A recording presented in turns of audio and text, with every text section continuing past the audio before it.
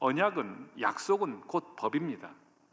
그러나 이스라엘 백성들 편에서는 하나님의 법을 무시하고 언약을 어기고 맙니다. 이 언약은 파기되었습니다. 법은 상호 보호를 약속하는 최소한의 약속입니다. 언약을 파기한 인간은 하나님의 법에 의한 보호를 받지 못하게 됩니다. 히브리서 8장 9절은 내 언약 안에 머물러 있지 아니하므로 내가 그들을 돌보지 아니하였노라 말씀하십니다. 이제 인간은 보호자 없는, 목자 없는 양처럼 살아가게 되었다는 뜻입니다. 바로 그때 하나님은 예수 그리스도의 속죄의 피를 통해서 그들을 불쌍히 여기는 그 하나님의 사랑으로 새 언약을 체결합니다. 히브리서 9장 15절은 그는 새 언약의 중보자시니 이는 첫 언약 때에 범한 죄에서 속량하려고 하셨다는 겁니다. 첫 언약, 옛 언약입니다. 새 언약으로 오신 예수님께서 옛 언약을 어긴 사람들의 죄를 대신 죄값을 지불하시고 그들을 죄 없는 사람으로, 선량한 사람으로 만드시기 위해서 죄값을 지불하는, 속량하시려고 새 언약으로 오셨다는 거예요. 그래서 그 새 언약에 대한 기록이 신약 성경이고 새 언약의 표징, 표시, 그것이 성만찬입니다. 성만찬은 예수님의 피와 찢기신 살이 십자가에서 죽으심을 통해 속량하시겠다고 하는, 옛 언약을 어긴 백성들을 속량하시겠다고 하는 새 언약을 우리에게 기억나게 만드는, 기념하게 만드는 예식입니다. 불치병 환자에게 치료받을 수 있다는 소식, 복음입니다. 영원한 지옥에서 형벌을 받을 죄인에게 누군가 당신의 죄값을 대신 지불해서 당신이 죄값에 대한 면책을 받게 되어서 그 지옥의 형벌에서 벗어나게 되었다는 소식, 복음이 됩니다. 그럼 이 복음은 우리 인류에게 가장 필요한, 가장 위대한 소식인 이 복음은 곧 우리 주 예수 그리스도시다라고 말합니다. 이 복음을 줄여서 여러 많은 논리를 줄여서 들어오는 마지막 남아있는 결정체는 이 복음은 곧 우리 주 예수 그리스도시다. 예수 그리스도를 기념하고 기억하고 그 예수 그리스도를 모든 인류에게 증거하라고 하는 것이 바로 오늘 예수님께서 제정하신 마지막 말씀이며 행하신 성만찬의 목적입니다. 이 복음은 왜 모든 사람들에게, 이 예수 그리스도는 왜 모든 인류에게 증거되어야 되는가? 로마서 1장 16절이 증언합니다. 이 복음은 모든 믿는 자에게 구원을 주시는 하나님의 능력이기 때문입니다.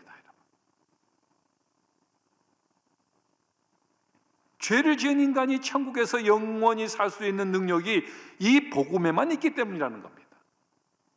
모든 능력이 있지만 죽어가는 생명을 살려서 영원히 살게 하는, 이 시한부 인생을 영원한 생명으로 살게 하는 능력이 천하 어디에 없고 복음에만 있기 때문입니다. 그래서 바울은 이 위대한 복음 때문에 핍박받는 것도 부끄러워하지 않고 전하며 자랑하는 이유라고 말합니다.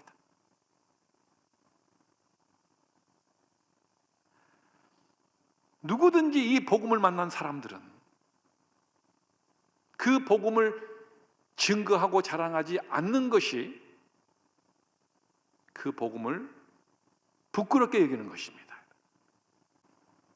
우리가 주님 오실 때까지, 내일 주님이 오실지 언제 오실지는 몰라도 우리는 그 복음을 전하고, 또 우리가 복음을 전하고 떠난 후에 다음 세대가, 또 다음 세대가 계속 선교해야 되는 것이라 오늘 명하십니다.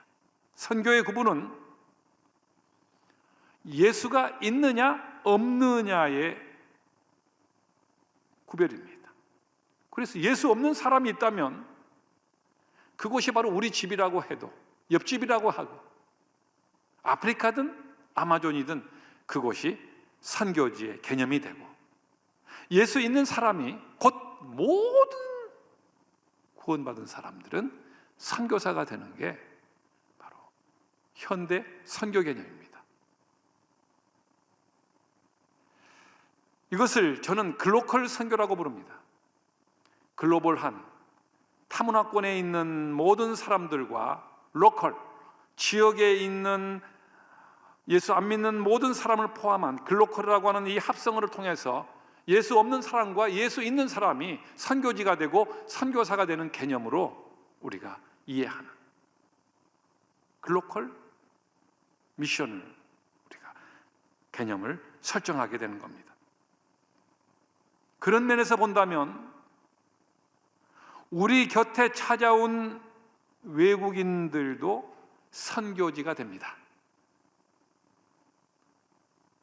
대한민국을 축복하셔서 경제적으로 성장케 하자 중앙아시아와 동남아시아에서 많은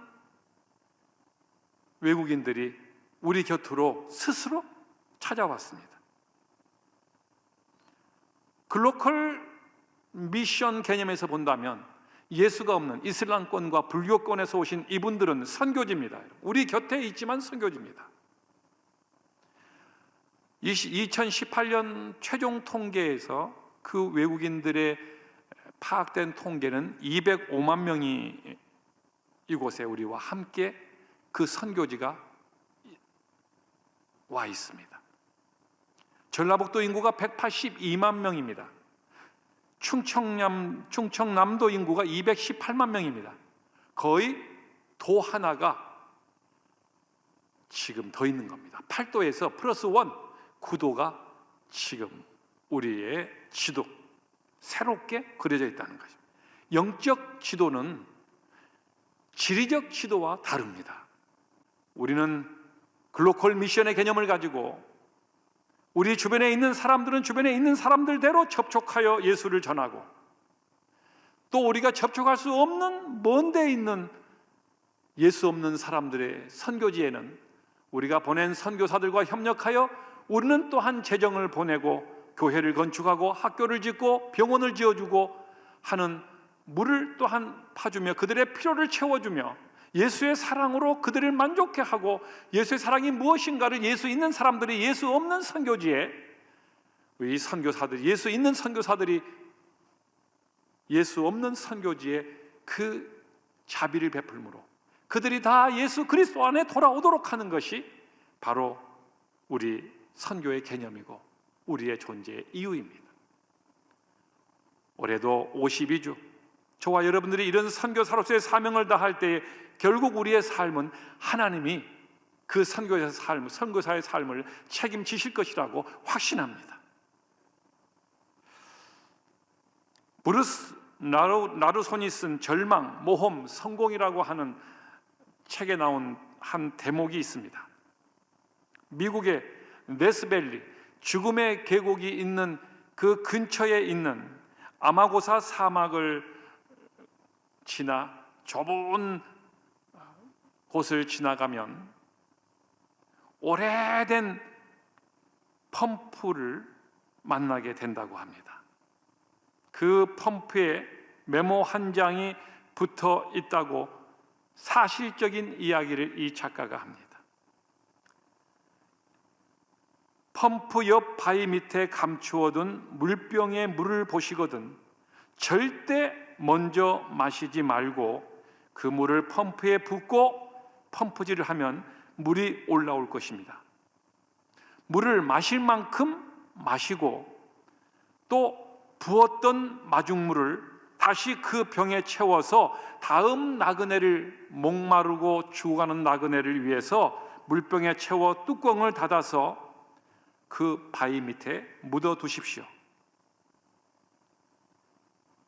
단 한 명이라도 그 물을 마셔버리고 간 사람이 있었다거나 아니면 마중물을 붓고 펌프질을 해서 자기가 먹고 물통에 채우고 나서 그 마중물을 담아서 다시 채워서 마개를 막아 바위 밑에 태양을 피해서 넣어놓지 않고 갔다면 그 펌프는 무용지물이 되었고 그 펌프를 찾아 소문을 듣고 찾아왔던 목마른 나그네는 죽을 것입니다. 그런데 그 펌프는 계속 유지되었다고 합니다. 그 마중물은 계속 누군가가 먹지 않고 가져가지 않고 계속 채워놓았다고 하는 이 마중물의 이야기. 선교는 어떤 경우에서도 마중물처럼 우리가 포기할 수 없는 예수 없는 곳에 전해야 하는 최고의 바로 우리의 본질적 사명이라는 것입니다. 선교는 마중물입니다. 이 마중물이 수많은 생명들의 예수의 생명을 끌어올려서 살고 풍성해지고 또 그들이 마중물을 통해서 다른 이웃들을 열방을 살리게 할 때 주님 오실 때 바로 우리 모두가 그리스도 안에서 영광스러운 주의 재림을 맞이하며 이 땅에서 그 본분을 다하는 축복을 또한 누리는 우리 모두가 되기를 예수님의 이름으로 간절히 축원합니다.